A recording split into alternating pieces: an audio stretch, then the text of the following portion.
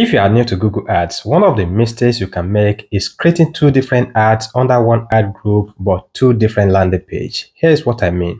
Let's say you go ahead and create your campaign on Google Ads and you have two landing pages, maybe landing page A and landing page B, and you probably want to do this for A/B testing, and you go ahead, you create your campaign and you create the ad group, then you create two different ads. So when you create two different ads, one ad send traffic to landing page A and the second ad send traffic to landing page B. But the problem is that because you create the two ads under one ad group, the advert will be disapproved because Google don't want you to have two different landing pages in the same ad group. So how to solve this kind of problem is to go ahead and remove one of the landing page from the ad group and create another ad group for that landing page. And that way, your advert will be approved for both landing page A and landing page B, and you'll be able to drive traffic to both landing page without any problem. I hope this tip helped. If you have any question, go ahead and ask and I will answer your question. Thanks for watching and bye for now.